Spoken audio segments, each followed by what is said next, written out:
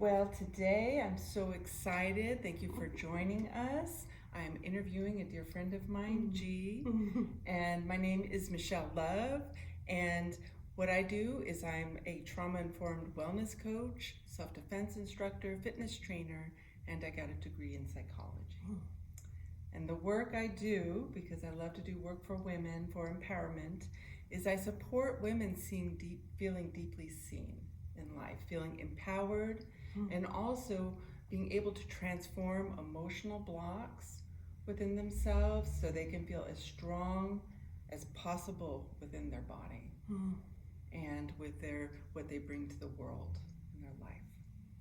So today we are going to talk about a workshop we will be doing here in Gina's boutique, and it's exciting. It will be around communication, and it's going to be called What is Your Ask? What are you bringing to life? How are you asking for it? How are you working on having the most powerful present communication for yourself in your life and tools to get there? So, Gina, can you tell me about you and your business here where we will be having the workshop? Yes. Wow. I'm already excited to have the conversation. I'm kind of coming out of my skin a little bit.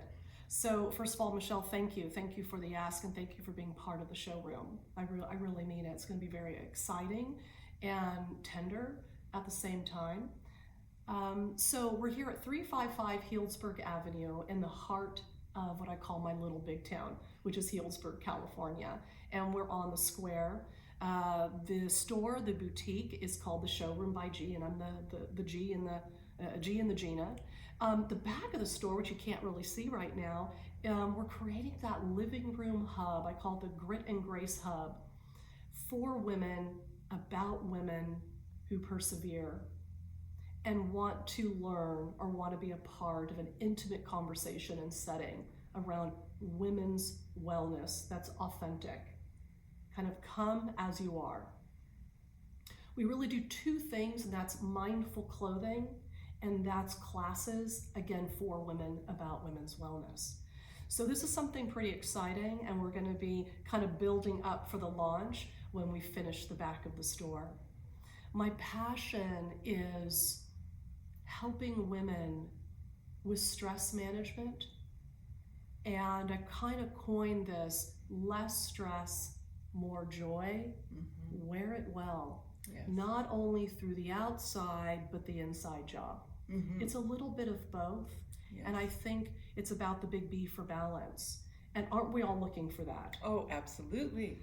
So I'm excited to have this conversation, an unfiltered, I guess, conversation, don't you think? Yes, absolutely. So yeah. So welcome to the showroom. I'm excited to have you. Thank you. Well, I'm honored. I love the work you do for women and how you've opened up a space in such a creative, empowering way. You know, I've been in retail a quarter of a century, and I've had some beautiful mentors in my life. So I want to pay homage to those people that really helped me get where I am today. And one of the things that I've learned along the way, and that is being authentic wins the day. I might not be everyone's cup of tea, but this is what you see is what you get. And myself being a midlife and beyond girl, and I've gone through quite a few things in my own life that has brought me to this place of what? And I tell people all the time when I'm working on coaching in women's retail and small business entrepreneur, is that if not now, when in your life to execute and do something? Absolutely. Yeah, small steps is okay, but it's important to move forward and execute something that lends to authenticity. Trust me, when you come in my store and you hang out, we're not doing anything AI, at least not artificial intelligence just yet. This is what you're going to get is authenticity, concierge style service, and beautiful classes that are for women about women. So after 25 years of being in the retail leadership industry and stress management industry, I thought no one is putting the two together. And I want to do that in a way that is, I think, focused, fun, and connected. I think that's beautiful. So let's see. Absolutely. And helping women feel comfortable with their bodies and what they're wearing, it's huge. It really is a deep impact. And it's also so nurturing. And that's what I really enjoy about your approach, is I feel it gives that safe container of nurturing, so we can accept ourselves, accept our bodies, feel good about them. And my work is, as well, working with women for so long, my goal is to help us enjoy our inner true beauty. What does it mean to be a woman? And it's not about superficial things that I think are presented in society. It's really there's deeper meanings that are so profound. And that's always my goal, is to show them how they can step into life and feel confident and brave and empowered, so they can ask for what is important to their emotional nourishment as a person. Yes, and if I may add to that, and figuring that out. When I'm talking to ladies all day long, they're saying, I finally get an opportunity in what's called midlife and beyond to figure out what is being called forth. Yes. And that's a big ask in itself. Whether you've been a caretaker, you've been a mom, you've been a businesswoman, you've been a wife, you've been a friend. We wear so many hats, and we're trying to do them all really, really well. And again, the ladies who come in the store say, I'm so glad you're here, because I don't wear the same things I used to wear. I'm trying to figure out who I am now. Or I've gone through cancer, I've gone through very, very difficult menopause. I'm not really sure who I am in this decade of my life. And they want to carve out the capital A for authenticity, and they want it to be, they want to be seen, and they want to be heard in a different way than before. Yes. I also want to say, at least from my perspective, I'm looking to inspire and empower women. We're not doing the victimhood blame game. Absolutely. At least that's not what I offer. I offer the big V for victory. I want to help you be victorious in the less stress, more joy, wear it well, with some real tools to aid and help guide you in your journey. We're here for that here in the showroom. I agree. I absolutely agree. And with my work with empowering women, is with this workshop, I want to show women how they can really get in tune with what they need to say, what they want to say, what they're doing for themselves with their communication, and how to do it, how to have those actions.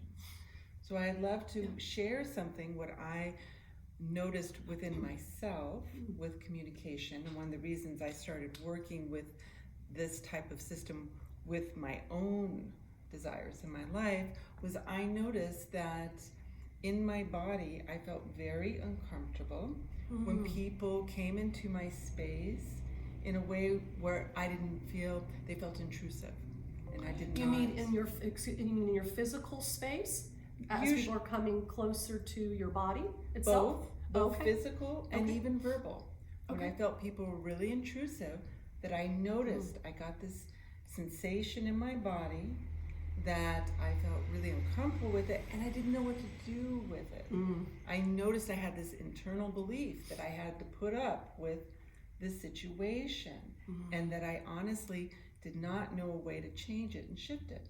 So when I started working with these behaviors within myself, because one of the things I teach is self-defense, is showing people how to actually take action, how to have a new behavior, have a response, rather than feeling that they have to endure something that is not comfortable. So let me take that slow for a minute. That's beautiful. So a response rather than endure. Yes. And when you say self-defense, we mean all modalities. It could be real self-defense with you defending something with your own body, you mean? It could be verbal. Oh, yes. It could be Aikido type self-defense. Yes. Okay. Yes, All because right. I teach the physical aspects of self-defense, the assertiveness training, and the psychology behind it. Beautiful. And then behavioral. You're setting a new behavioral plan to really pay attention to what makes you feel comfortable with what you want to communicate with the world and be able to act that, put it in motion. And so when I noticed this about myself, I realized I really wanted to change that experience because it was a repetitive stress for me. And so I started to work with my own experience, my own mindfulness, my own somatic response of what I was feeling in my body, with those feelings, with that belief pattern, and start shifting and changing it. And that's what this workshop will be about.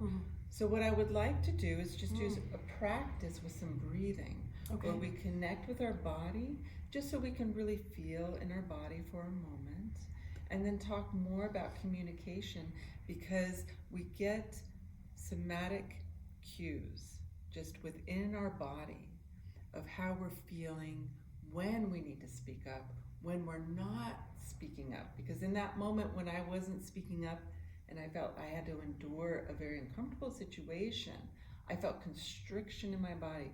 I felt it shut down and freeze up inside. And what I do with women is help open them up to really being able to express rather than holding back. So they can ask for what they want, be in touch with what they really want to communicate. And to feel empowered. And so powerful. You know, I'm getting goosebumps as you're sharing, because again, in our work that's so aligned, I've done a lot of work with cancer care and support, myself being a 2-time cancer thriver, detecting my own cancer, by the way. Another powerful story, maybe part 2 for that. Yes, But, yes. and the idea is, how can we build the muscle and a practice with these beautiful tools called mindfulness or meditation or self-defense or whatever it might be. There's a lot of different ways. I say to there's these the window, the gateway, the doorway through.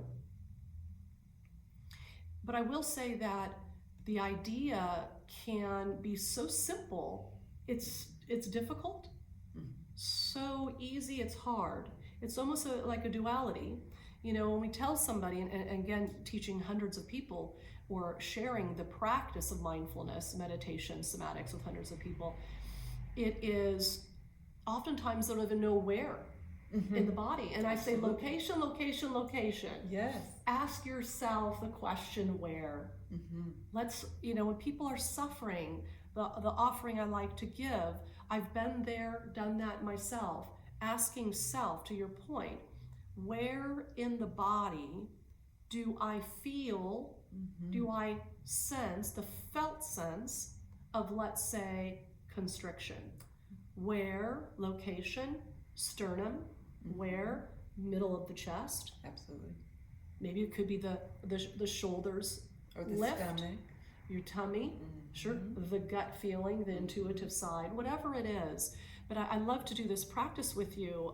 Can we do one right now? Yes. I would love to, because I think if someone's listening out there, maybe they are in pain or suffering in the moment, and maybe life's going really, really great. I hope so. But there's still this idea, can we take the moment throughout the day and do some of these practices to try to get back in touch, in tune to what's happening. Absolutely. In the present moment. I Yeah, would love thank it. you. I would love to feel that myself. You want to go for it? Yes. Okay. So let's put a hand on our chest and on the abdomen, anywhere that feels comfortable to you. And what we're going to do is breathe into our body and just notice any sensations, what we're feeling, and just tuning into ourselves, being present with ourselves. So we're going to breathe in through the nose, out through the mouth, and we're going to take 4 deep breaths. So breathing in, and hold just for a count of 3.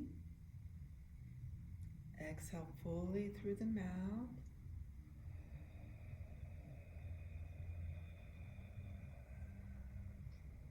breathing in,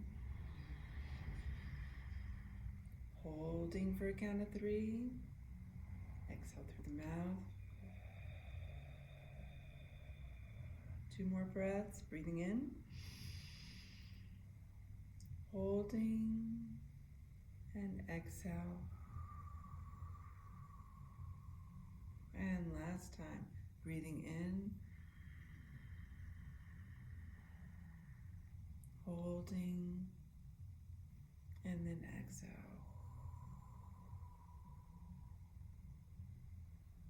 So when I do that for myself, I just can feel how I'm feeling inside my body.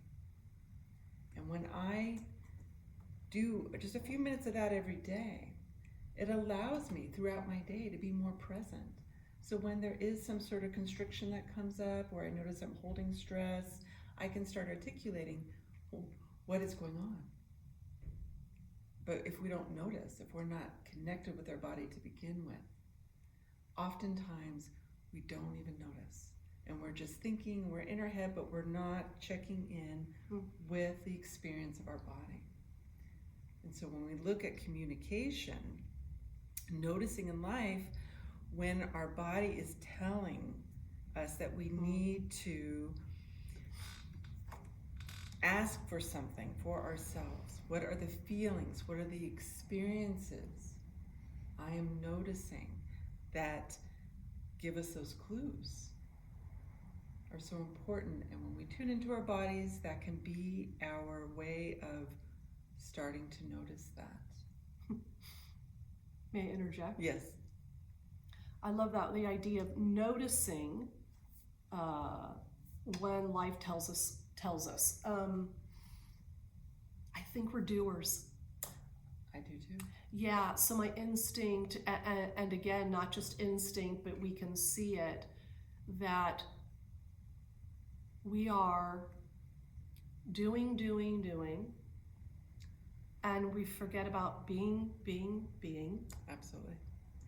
And a little tongue-in-cheek, I've been there, done that before as well. And sometimes life throws a brick at you to make you stop and really pay attention. Sometimes it's a whisper. Notice, awareness, pay attention to the body. Sometimes it's a push and a nudge in a direction. And then sometimes you go, most of your life, and then something catastrophic hits your life and forces you to stop, right? And pay attention. And one of the things that I recommend, I try to be mindful myself, is to give myself every single day, talk about that real tool in the toolbox, give myself every day 5 minutes of what I call the check-in. So a 5-minute check-in every day. I recommend before our head hits the pillow at night, I recommend upon rise or sometime throughout the day. Again, the tool is really anytime, anywhere, any place. You need the tool, grab the tool. The specific tool is a 5-minute check-in, and that is taking the time for self-care to regulate the parasympathetic and the sympathetic nervous system. Absolutely. In a way we just tapped into with your practice.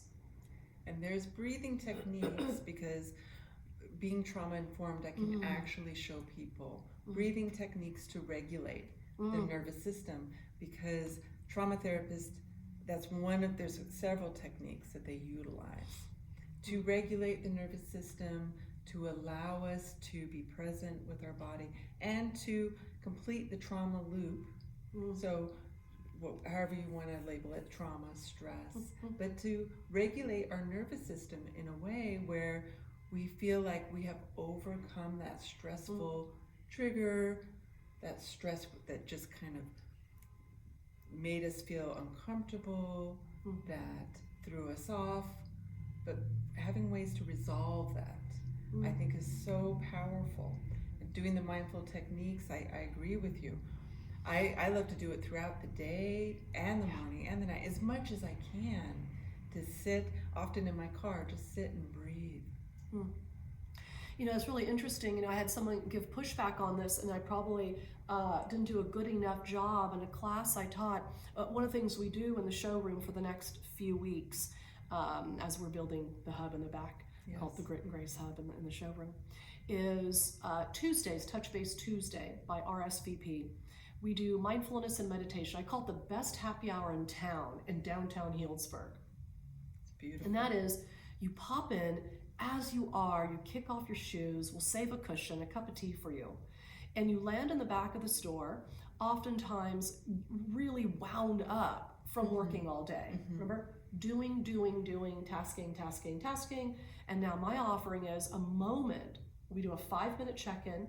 We start with a lot of what you and I just did just now. And it really is a moment to unwind, and I call it recalibrate, reset, refresh. To what? The present moment. And I laugh till I cry sometimes, to be honest with you. I tell people, if you do not have 60 seconds for some self-care, we got a bigger issue here. Absolutely. That's the first thing, because I like a lot of straight talk, because I care so much about the less stress, more joy. And secondly, if I can do one thing in that complimentary community meditation class, is the 5-minute. If I never see the individual again, what can I offer that's real and authentic? And that is the 5-minute check-in. And it really is about moving through the 5 senses. And that 6th sense, which is that elusive gut, intuitive part of ourselves. And if I can leave them with that, and I also email the 5-minute check-in the next day, so people have kind of a reference, a tool, as you're talking about.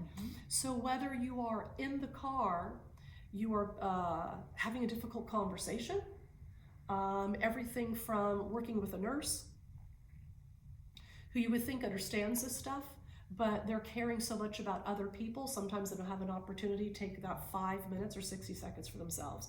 And I make it kind of funny and go, well, do you gotta go to the bathroom? Can you grab another 60 seconds while you're in the ladies' room, or the you're in the gentleman's room, wherever you're at? Grab 60 seconds for exactly what you and I did, and then go back maybe a little bit fresher, a little reset, a little bit of a tune in. And then, of course, I would love to invite people to do at least a 5-minute check-in. And if you can do 20 minutes a day, a 10-minute here and a 10-minute there, or break it up. Let's face it, we don't have to call it meditation. The idea is, if you're aware of the present moment, that there is your mindfulness meditation called a moving meditation. Oh, I agree. We don't have to get airy-fairy about it. Oh, no. Right. And I mean that funny too.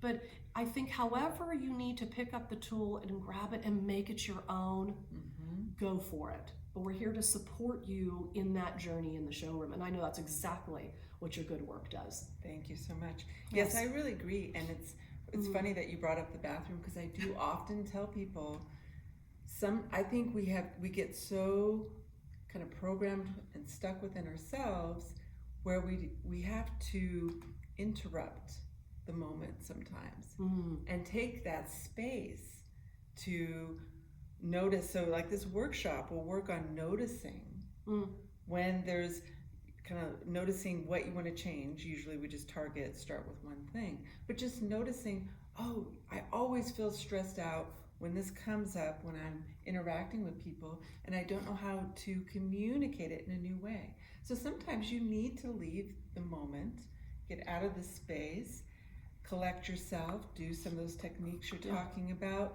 and tune into yourself and say, okay, I'm feeling some stress. What do I really want to say right now?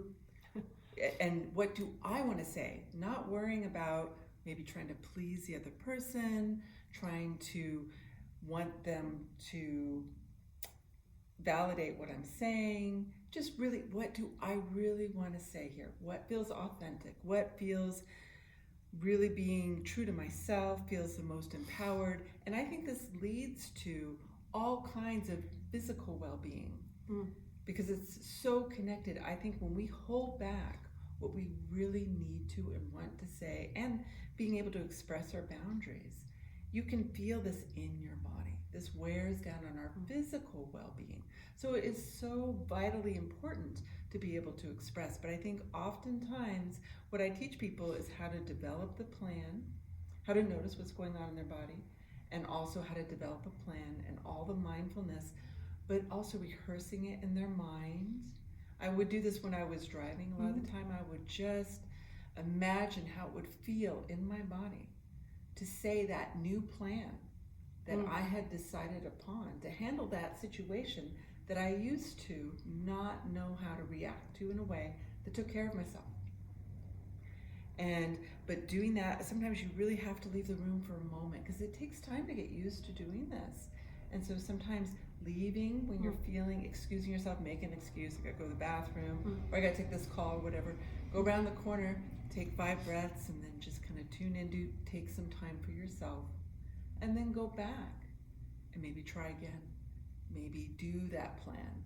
But just changing the behavior is so important because I think often we get frozen within ourselves and don't know how to respond, react. There is like this barrier that can be there, and that's what I want to show people how to do, is how to not have the barrier even when they feel the barrier, to start having a response. Can I be real with you for a minute? Yes, please. So this is our space to do that for other people, and I think, you know, you're hitting a chord about the emotional cues, being assertive and verbal and boundaries and all of that. I'm going to say a lot of it's cultural. Oh, I absolutely to be honest agree. with you, Absolutely. that I think of course, looking at surveys of people coming into a 6 or an 8 week series of real mindfulness meditation, stress management, stress reduction class. And that is, so if I first turn the mirror on myself and be vulnerable in this present moment for other people, that is, it takes a while, Michelle, to get there. Because a lot of this emotional cues, being assertive, creating boundaries, saying what you want, saying what you mean what you say, is cultural. So, for example, in my own life, growing up, again, there's no boo-hoo here, but we're just going to talk, I like facts over fiction. Growing up, it was be seen, right? You're nodding. And not heard. Be seen, not heard. Absolutely. For me, it was be cute, be polite, Absolutely. be proper. But it was all tied to, as I've done a lot of research and analysis on this, to figure out how come I get choked up when I'm trying to be assertive myself. Yes, yes. I can't be the only one. No. And I find that it's just the training. I agree. Once upon a time, a younger G, it was be seen, not heard, be polite, look cute, look pretty, but it was all wrapped around parents, grandparents, even teachers, a younger Gina, and even into high school. It was wrapped in good manners. Yes. Everything I just said, and I've done a lot of journaling on this, is that this is what you do to have good manners if you are a girl or a woman. I'm not saying it's not like this for young men and men as well, but I'm speaking from a first-person experience that growing up, this is just what it was. And the whole be seen, not heard, look pretty, sit up, all of these things hurt me and other women to be assertive. So honestly, if I even went outside and removed myself and took 5 breaths, it probably wouldn't do anything. I probably would ramp up my nervous system so much, I would come back and even be more nervous because I'm not really understanding where it came from. Mm-hmm. I've been conditioned to do this thing for so long that is really not be assertive. Right. So to fast forward to now, Mm-hmm. doing a lot of journaling, a lot of mindfulness of self, awareness of self, no shoulda, woulda, coulda, but how do I course correct myself for myself as self-care? Yes. And then help others do the same or something similar if they want. It's totally Mm-hmm. up to them. Mm-hmm. And in a real humble way, raise my hand and say, I get you, girl. I know why you're having a hard time not voicing and getting choked up. Or everything is so stuck in the gut, you're not able to move that energy up and out to project and be assertive of what you want and what you need. Yes. And then finding supportive others, supportive people to help you on that journey. So just to circle back, the emotional cue that is a learned behavior, for some of us, it was to just be seen and not heard. Yes. And be polite.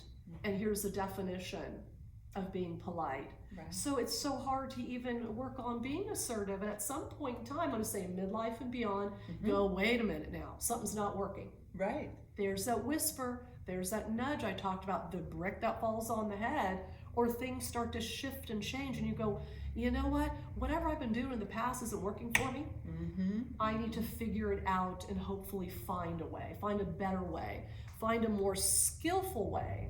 Yes. It is a skill set. It really is. Don't you think? Because it doesn't Yes. come easy. No, and that's why we use modalities to help women Yes. start with just acknowledging what they're ready and comfortable with to what's important to them. So we will utilize certain modalities like journaling. I utilize some art therapy, some guided meditation, some breath work, and just noticing what they would feel comfortable to start addressing. And I actually, through life, what I noticed, because I worked on cultivating my own voice from a very young age, but I didn't have it initially, Right. because I also grew up with certain constriction and, controlling things that just... Culture, potentially. Yes. And so what I did as I was growing up was I enjoyed meeting women from other countries, other cultures. And I love watching people, and I would meet these women that were so powerful and beautiful, and they communicated in strong ways that I didn't know how to do. And I would watch them, and I'd be like, what are they doing? What is where are their boundaries? So because one of the things I do teach is assertiveness, but you can do empowering communication for everyone in the room. It doesn't have to be like you feel like you gotta be so intense with your shift. You can also do this very nurturing empowerment and a shared soft expression that's going to benefit other people as well. But I just noticed I wanted to learn what they were doing. And one of the things I noticed was when they started to feel uncomfortable with something, rather than not having a response, they immediately had a response. And I thought that was huge.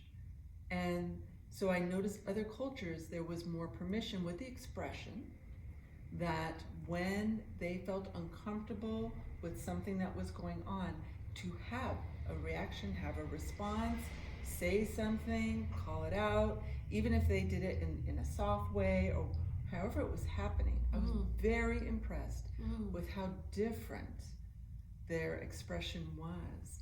And so when I started developing these techniques of how to work on that muscle, which I worked on within myself to find my own strong voice, is I would notice when I felt like there was something I needed to say.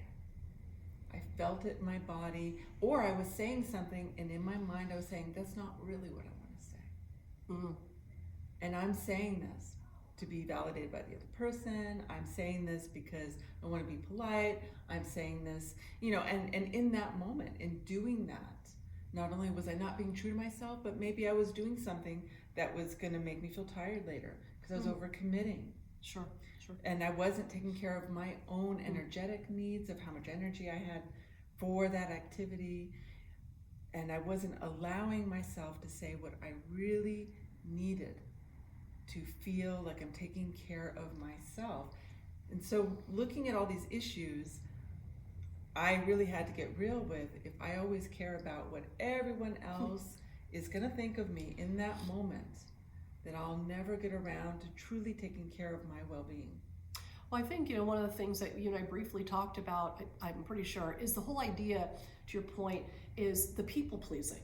Absolutely. Right? It is, again, when you are in the mode of doing, less being, oftentimes the doing, if you analyze it a little bit, reflect a little bit, journal to your point a little bit, you might notice that it is the people pleaser inside of you that comes forth too often and leaves you tired and depleted. Absolutely. And you're like, well, what just happened to the day? And then I will add, if that continues, then you get the resentment that starts to build up. And then I'll go back to beginning of our conversation, and then you get a whisper that's asking you to pay attention, and you don't, and you blow it off, and then you get the nudge, and that's something, you get the brick on the head, or potentially something catastrophic happens to mind, body, spirit, money, maybe financial, whatever it is, it is. But you alluded to something, and I was thinking about the word curiosity, that oftentimes to even start the journey of even the noticing, I would ask the class, whether I'm doing a retail readiness operating system, so to speak. I do a lot of things for small businesses, primarily in the retail sector, or in cancer care and support, being a 2-time cancer thriver. I'm going to say something curious. Yeah, I think part of the awareness and part of the practice that gets flushed out pretty quickly if someone will train the brain, go, oh, that's interesting. And the brain wants to go start having a dialogue. Oh, that's interesting. I'm curious. Why do I feel sad? Why do I feel joyful? Why do I feel angry? Why do I think this or that? And I'm gonna throw my husband out there for a minute. He says something I think is so key, and he'll say, "Honey, sometimes your emotions betray you." And I'm like, "That's interesting. I'm now curious. Tell me more." And then try to emphasize and reflect. And you know what? It's true. Oftentimes, our emotions betray us, depending on what's happening with the nervous system. Yes. If you're really scared, you might see the boogeyman and it's not there. It's just a deer crossing the road, the deer in the headlights syndrome. Yes. So if I think that to piggyback and support what you're saying, again, what's another tool in the toolbox? And where's our camera? I'm going to say the curiosity. Ask self, that's interesting.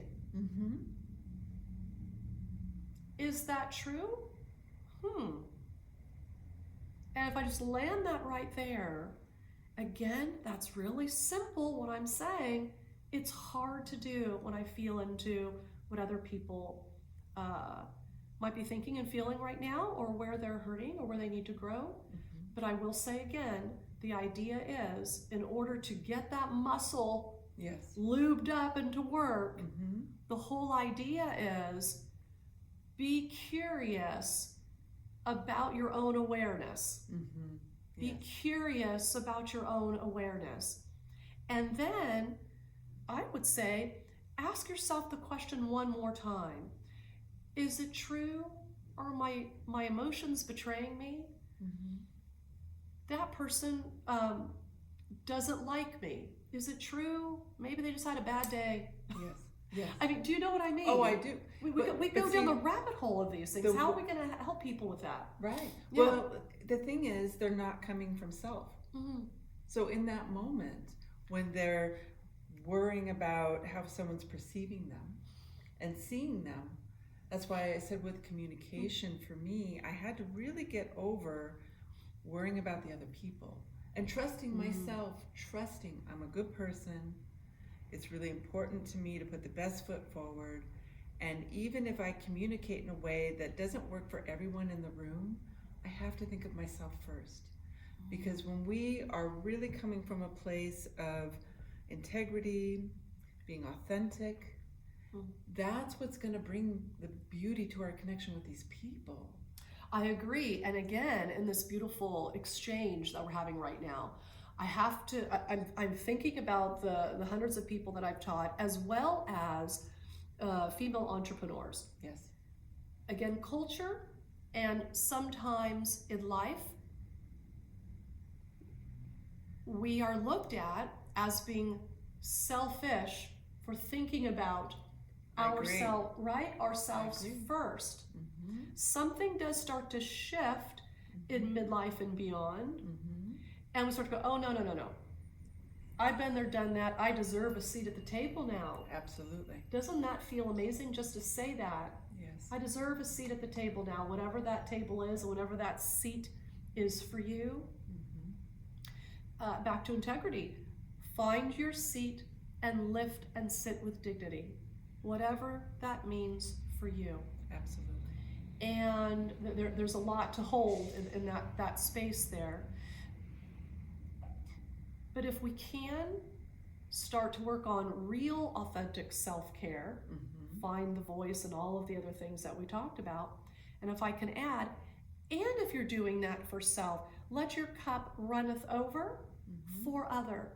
And I really do mean that. And it's not for everybody, but that is one of the things that I want to offer in the showroom, and I want to offer in the Grit and Grace Hub and this really cool living room we're trying to create for women, about women who persevere. And that is, we're going to work on self-care. Wow, let our cup runneth over to help others. Yes. Then we're doing it squared. That in itself, don't you think, amplifies and magnifies all this we're trying to do. I think people feel it when I think one of the fastest ways to help heal other people is to concentrate on yourself so much that you are able to be 100% within yourself. So what you bring to the room, people feel that, and they also see it. It's like modeling something. They see that well-being. They see that confident expression of body language, of communication, being relaxed, of being able to allow yourself to say what you need to say, because your whole body, when I say what I need to say, and I don't want to have to wait until I've gone through so much discomfort, that was what gave me myself permission. Do you think that's when people start coming to you, really, when they've had those, the pain has built up, the pain point has built up enough. They're like, I've had enough. I need to reach out to someone like you and say, I need some tools, because what I'm currently navigating is too much. I'm not even sure where to start. Maybe I've been a caretaker. Maybe I've helped a loved one through their journey. Maybe I'm just now first time being an empty nester. I've raised kids. Whatever it is, it is. Right. Maybe I've been in the workforce and I'm recently retired. I get a lot of ladies who come in the store, like, I want a whole new wardrobe. I want wearable art. I don't know what to do, but I'm retired. I don't know what to do with myself. Right? Yes. So how can one, I guess, start? Begin?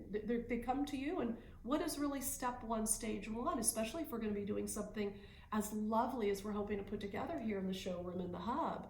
What are some of the 1, 2, 3 steps? Do we have some of those? What's step one, step two, to even get to this place of really taking care of self? Well, I do think people reach out for help when they're really uncomfortable. But so back to a pain point? Yes, but I would prefer that we don't have to wait until we're that uncomfortable. But because I work with kids too. Okay. And what I notice with kids, because I'm really big on empowering everyone I work with. And so when I teach assertiveness training for kids as part of my self-defense class, I've had ages all the way down to 6 years old. I used to work in mental health with teens for 7 years. Yeah. I've worked with all different ages. And what I noticed with these kids, if you really just pay attention to the room and everyone there, and just asking them, their eyes light up. Have you ever dealt with someone bullying you? And no one asks. Oftentimes, it's just not brought up. I think the question is important. And I notice when I ask people something, the kids, their eyes just light up and they're like, I go, is there ever a problem you didn't know how to handle? Where it made you uncomfortable? Because I approach this from so many different angles when I work with people, but I will say, and the kids just, oh, yes, there was this thing that happened on the playground, and and I'm frustrated, and so I talk to them about how they could do it differently.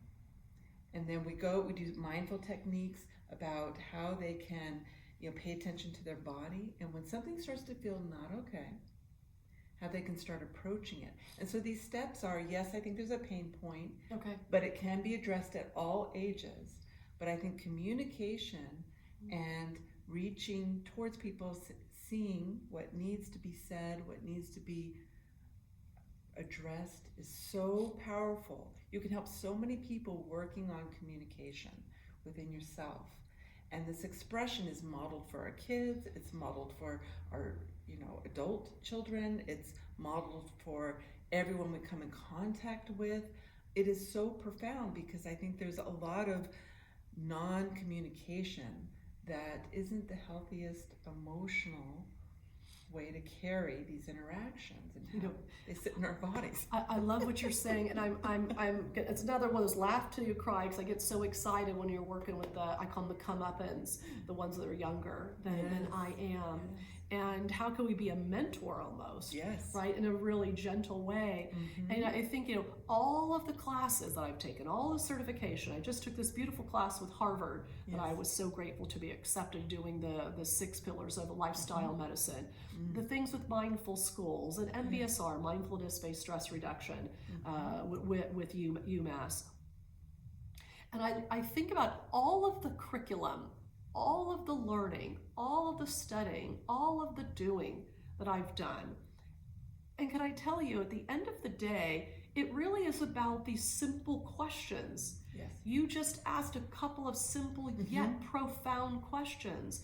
And in integrative health and in preventative medicine, not maybe so much Western medicine, but really the whole idea of integrative health, preventative medicine, good medicine, all comes in the form of a really powerful question, an invitation, non-judgmental awareness, no matter what age or stage. It's asking these questions. And then I'm going to say, if I may, then it kind of invites what? Curiosity. Yes. And then what? Oh, that's interesting, right? Tell me more. No matter what age or stage we're working with, tell me more. I'm interested to hear about the time that you were bullied. Right. Tell me more. I'm interested to hear about how the idea of be seen, not heard. Yes. Whatever it is, I'm gonna say whatever it is, it is. How can we kind of tease out being more mindful, even with the question we're asking other people, and we're asking ourselves, coming back to self-care, filling our cup and letting it run over in a way that doesn't sound judgmental. Yes. Certainly, hopefully doesn't sound hypocritical. That really is a matter of curiosity. I'm in this human experience with you, and I want you to be well, whatever that means for you. Right. I want you to be well. I want you to feel joy. I want you to be at peace inside. I want you to be healthy. I want you to feel and sense what real abundance means for you. Mm-hmm. You know, some say success, determine success however success is for you. But the idea is the sense of feeling and being abundant. And I think it'd be a good idea to start young. I do too. Well, Asking those questions early. Yes. I'm so excited that you do. Yes. Well, that's when I was raising my own child. That's often what I would do, is allow that space for curiosity for the self and what works for each person, Right. what each person is comfortable with, and finding a way to bring their expression forward where they could take care of themselves, advocate for themselves. And so part of it, yes, I think it's a pain point, but with younger people, I love to empower them to have their voice as young as possible. And with my own kid, raising my own kid, because they had some processing disorders, I would have them advocate with their teachers from second grade.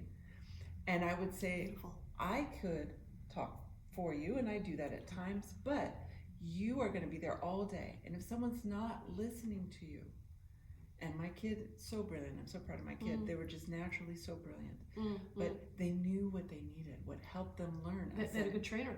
Yeah, but I mean, I was just so impressed with them, who they were, without me doing anything. But what I did was to cultivate. That's right.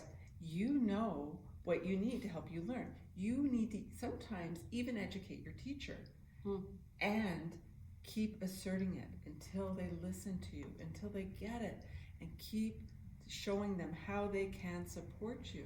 And so, doing that kind of talking to people, whatever stage of their life, often it's a pain point, but saying, okay, what are you noticing? Let's do some somatic work, let's do some mindful work, let's do some breathing, some journaling, and let's notice what you would like to say in life that you haven't been, and what you feel comfortable working on. So I like to always go to what people feel comfortable with, for one thing, because it isn't about judging them. Everyone's path is different. Right? And saying, okay, let's look at what you feel comfortable, let's journal about that, let's write some goals, and then let's do some mindful techniques, and then I help them come up with communication, coming up with their own communication that feels comfortable for them, that is bringing about that goal they're ready to work with. Would you be doing the same structure for, say, people under the age of 18 versus people over the age of 18? Is the structure kind of the same? Yes, and I use humor a lot. Okay. With all ages, but particularly with younger people, and because I worked with teens so much in mental health, is I find that humor goes a long way. Sure, of course. And direct communication with the younger ages actually goes a long way too, because they appreciate someone being that direct, because oftentimes that is a really challenging time in life, right? They don't know who they are yet. There's all kinds of changes going on with their bodies, and they're trying to figure out how to relate. So it's a really messy time.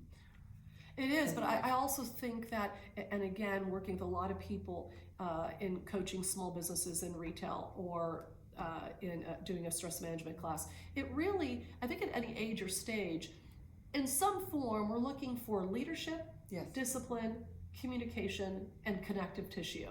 And we want to be seen. We want to be seen and felt. And I was just so, again, curious, tell me more. When we're doing the journaling, which I love so much, and this whole idea we've talked about a couple times around being mindful about how we describe ourselves. Yes. Is this part of the juiciness? Yes. Can we talk about that for a minute? Tell me that. I'd love to contribute. Well, I think that not only are women, I mean, the model or the idea in society to be a good woman, there is a certain amount of self-sacrifice in order to be that good woman, which means we don't take care of ourselves, everyone else comes first, we're often exhausted, then people are commenting on how unhappy we are, and Right, that's and, right. and we're so emotional, and and our body hurts, all these things that happen. That's right.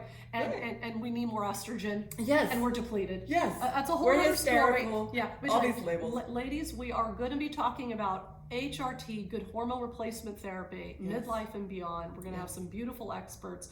I digress, but we need to get some balance. Right. Whatever all of that means, we need to get some balance. So mind, body, spirit, money, and maybe some extra hormones wouldn't hurt. Yes, yes. So we were talking about journaling, but Yes. what I look at is kind of what are we wanting to say? What have we been neglecting to say? And Yes. also journaling, how has that impacted you? What do you mean journaling? How did that impact you? Well, this is what I you're haven't looking been back, saying. reflecting at the journal. Yeah, just kind of saying, Okay. you know what, I always feel stressed out when I put everyone's needs ahead of mine and just automatically say, yes, I would love to do that. When inside, the dialogue is, how am I going to do that? I have so much going on. Yes. That's going to completely overwhelm my plate. And I'm already feeling exhausted on it. I need time for myself. So there's all this internal communication that we're not expressing out into the world, where we're holding it in and looking at, okay, when I communicate in a way where I'm pleasing other people, or when I am sacrificing myself, and I'll get back to your question, but I just wanted to say this, noticing how is that affecting me? How am I feeling by not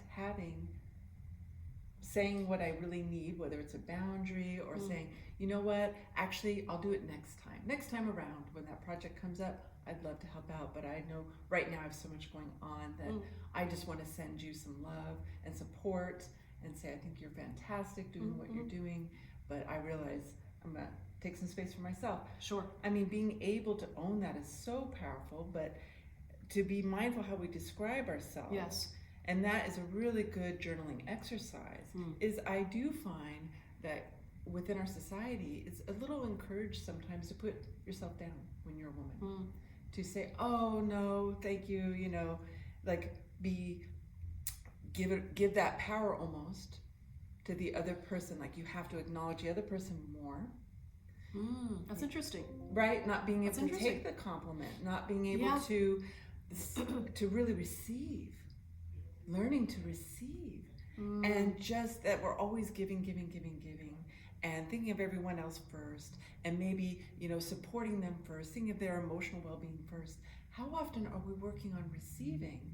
And so even with our communication, that's why with this workshop, I want to talk about learning how to say what you would like to receive in life, asking for what you need. And I think like in partnership, whether it's a friend or even with work or with your mate, how often do we get upset when people aren't able to figure out what we want? And rather than being able to say, I would love it if you did this so you can receive something. I would love it if when we spend our evening together, if you made me a cup of tea. Could you please do that? Because when I come home from the day, I feel overstimulated from the world, I've noticed. And I would feel so supported and loved just by you making me a cup of tea and listening to me for 10 minutes. It's ask funny. your person that. Isn't that the truth? I've talked to my girlfriends and my husband. Yes. He needs the clicker for 10. Right. Unwind. And I need to realize that and honor that. Right. And I want to be chatty catty. Right. And we come at it from different angles. I think we all kind of want the same thing. But the idea is, can we be mindful, to your point, get curious, ask the question, be aware, and I think we got to be careful about what we think, Yes. what we feel, what we say, because words matter. Yes, they do. So this is part of the journaling, right? This is Right. part of the teaching, the training, the mentoring, the class, all of that. But there is something that's important here when it comes to not only in your personal life, but you're in your business life. The whole idea we were alluding to about the mindfulness and describing self. If you notice, if you go to a networking event, people, very natural, what do you do? They're not asking who are you? Right. What do you do? Responses, curriculum vitae, a resume, what project, my education, all of this stuff. I'm almost wondering, and again, I do a lot of networking events, I have a lot of customers in the store, do a lot of coaching and mentoring. The whole idea is, I think it's okay until you get comfortable with the whole idea of being mindful, describing self, to almost having a script. Oh, well, that's what we work at. Yeah, I think it's okay to do those things, because you're gonna have to look in the mirror, feel into, is it real? Right. Back to, is it authentic? Because people can sense the reality of you. Right. And the idea is being mindful, describing yourself, I think, comes from context. You need to have context. You need to understand how to read the room. That's a whole thing into itself. And you've got to be aware, and no one really talks about this. You need to be aware of where you are in your own spectrum. Are you more of an introvert or are you an extrovert? What is in your nature? What is in your nature when you're mindfully trying to describe yourself? Are you somebody, it's very difficult for you to really get out the door and go mix and go mingle, and then all of a sudden you're in a scenario and someone's asking you to describe yourself? I think this really is a whole workshop unto itself, and I see this a lot. You could be brilliant, you could be very good at what you do, but if it is your nature to be a little bit more introverted, you're already coming into the room not even really knowing how to describe yourself. You might be the wallflower, as we used to say back in high school, and that gal is just pure light, and she doesn't even know it, because she won't put herself into the light to even expose herself to being asked the question. So is it okay for the workshop to be surrounded around, well, know thyself? Well, it's part of the work I do. Is huge. Oh, yes. The way I do it is because I find that working with people's ability to be confident and assertive, I think comes from this kind of self-judgment of not feeling rooted within the self enough to trust yourself. And so when I work with people, I talk about how they see themselves, that see themselves, and how so I have them journal. What can you honestly say about yourself? So if I were to speak as a description, well, what they know about themselves. Oh, okay. Honestly, because they have to first know who they are. Like a free flow writing, kind of so for example, yeah. If I were to give myself as an example, honestly, like I could never argue with myself.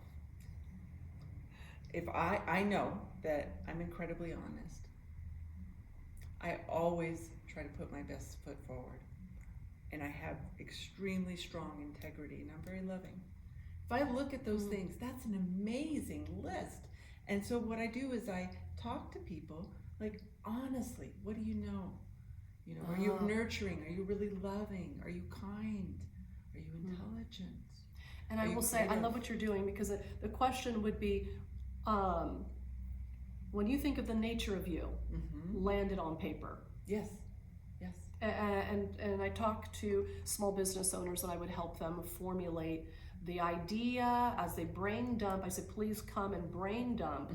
And I can pretty much sift out what's natural for them to do. Right. Can you take what's natural for you to do and start putting more adjectives and more description in a mindful way?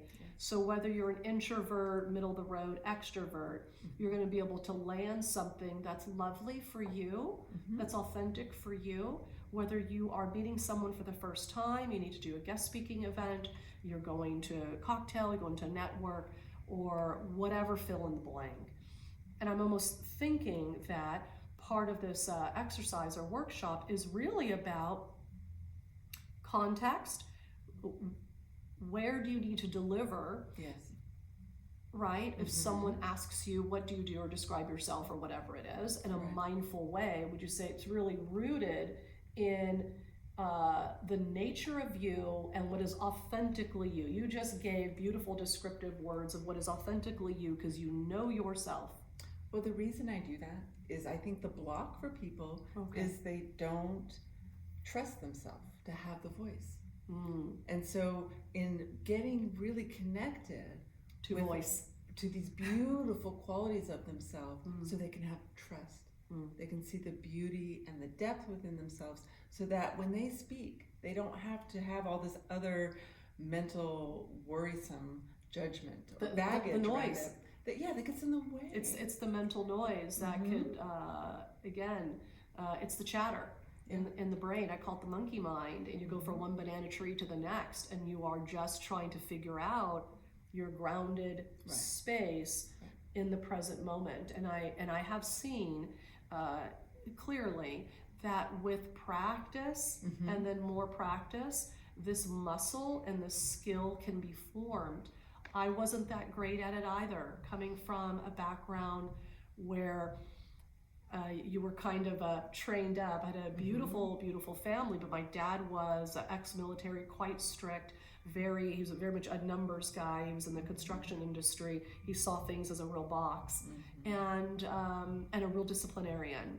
And then my mom, I came from a Japanese household. My grandmother was full Japanese, mom a half Japanese, myself a quarter Japanese. And I say that because everything was in the culture and the details. And I felt that there wasn't a lot of wiggle room in there to find the natural Gina, my natural place, my natural space, my natural voice, the assertiveness, the description around me, all these beautiful things that we've been talking about. And I will say in this fabulous back and forth, if it can, at the end of the day, what could we leave people with today? I think it's about, again, going back to the beginning, for my own offering, it would be, can you grab, let's start slow with 60 seconds for breath to recalibrate and connect back to self. And then can you grow in from the 60 seconds, maybe at the end of the week, so 1 minute a day, leading into 5 full minutes for a check-in. And that's something that we teach. Obviously, you and I, it's something that we offer here in the hub, in the showroom. And then it is get curious. Get curious. Ask. Oh, that's interesting. Asking self, and potentially not always believing your own emotions, but asking again. Really? I'm curious. Is that true? Right. Journal. And then journal again. Yes. And then I'd like to also get in touch with the mindful plan. So for me, once you do all of that, connecting with who you are, to build the groundedness, to build the trust and the confidence, to be a little more expressively bold for yourself, for what you need, for what you want. It could be fun. Yes.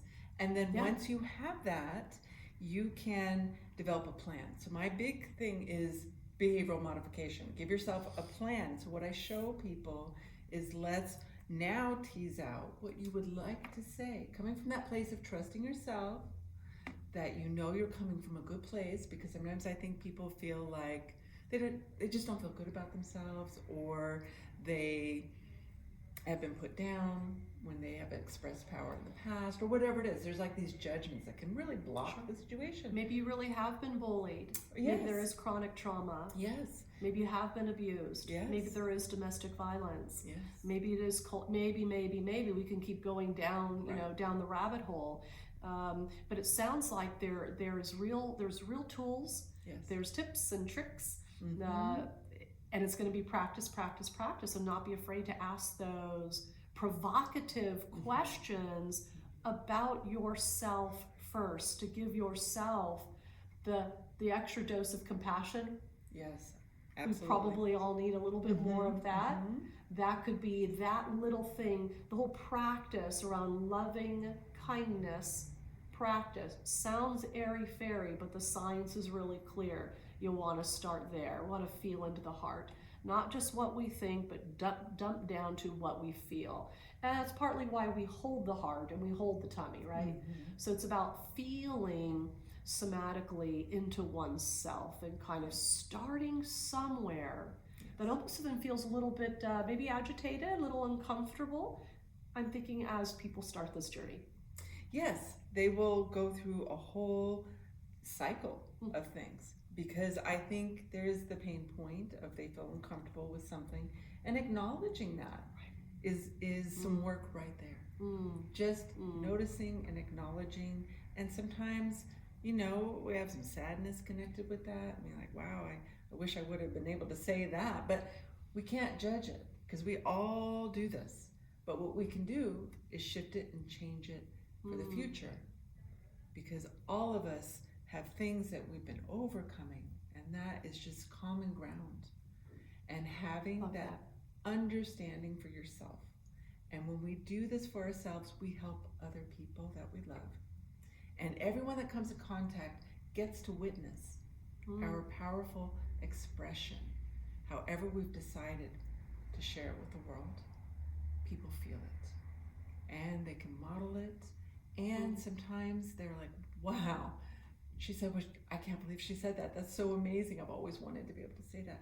And that you can trigger their own curiosity for themselves of how they would enjoy or they would feel healed being able to do that. And I think it's so important. And that's why I'm very grateful to you to allow me to do this workshop in your space, this beautiful, beautiful space. With these beautiful textiles. We've rebuilt it from the ground up. It's a wine country boutique, and it is a boutique that's different. We have a unique boutique on a mission to serve not only beautiful clothing and textiles for women, that could be everything from wearable art to I love textiles, so linen and flax and wearable silk, wearable art, things that are not tight on the tummy, but that flow beautifully on your silhouette. And I often tell people, and they look at me kind of funny, I said, you know, I'm going to wear this differently than you're going to wear it. It's about your personality into the garment, wear it well. And that's part of what we're trying to do, is wear this thing called life as well as we possibly can. And do it in a way with love and kindness, in a way that's real.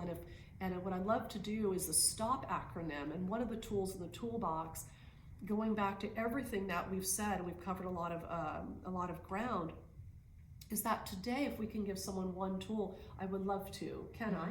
Yes. So it's really going to be, no matter where you are, what you're doing, and what's going on, if I can offer you one tangible tool, it's going to be STOP.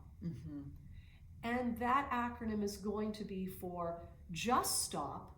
You're telling the mind, you're telling the body to just take a moment. Be aware of what? Of yourself.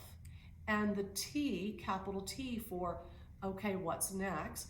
Take that deep, nourishing breath. Maybe it's the first time all day you've even recognized your breathing. And can I tell you, tongue in cheek, you're going to keep breathing until you don't. It's that way for all of us. So T for take a breath. And then O, which is one of my favorites, I call it the helicopter view. You are, you're looking down at yourself and you're going to observe, observe self. Yes. And then once you do that, you've recalibrated with some awareness. P for proceed with the day. Nice. That's it. If you can add some stop, take about 90 seconds to do that. A lot happens somatically with the sympathetic and parasympathetic nervous system. You can go ahead and use your stopwatch to do that. Maybe do that journaling and see for yourself, judge for yourself, but move through the day with a little bit of stop. Yes. Oh, that's beautiful. I love that. Yeah, it works. And it's easy to remember. Easy to remember. Yes, thank you. Yes. So the workshop will be starting March 31st. It will be for 4 sessions, AM and PM classes. Great. I love the option. Yes. And so people can take advantage of that. They can come to both They can come to one, whatever works for them. Sure. And the fees for that will be $47 a class, or they can pay for all 4 up front, and it saves them a little bit of money and becomes $175. Wow. Wow, what an offering. Yes. I'm thinking, what an offering. And if I may, I think that, again, we have space for 10 Yes. in the showroom, so it's going to be RSVP, and we'll go ahead and, I'm going to assume, put out some kind of a flyer. Yes, absolutely. We'll put a flyer, stay tuned for all of those wonderful details. But the idea is an AM and a PM, so no excuses not to come. And a cost basis that's something that hopefully is accessible to everybody. Yes. That's really what I want to do with the showroom. I want to cater to locals and travelers alike, and I want you to feel welcome to come and enjoy some of these things about women's wellness, mind, body, spirit, and money. All of those things that we navigate on a daily basis. Wow. Yes, I think it could be very, very powerful. So 10 seats. Yes. And then by March 31st, we're going to go cross our fingers, and I'll have a beautiful hub, the Grit and Grace Hub, this living room space inside of the showroom by G at 355 Healdsburg Avenue will be ready for you. Please come. So excited. Thank you so much. I appreciate your time. I'm happy to be here. Thank you. And thank you for coming in, Michelle. And thank you for all Yes, you do. absolutely. Okay. Absolutely. Have a wonderful day. Thank you for Yes. tuning in. Bye, everybody. Thank Okay, you. It was bye-bye now. fantastic.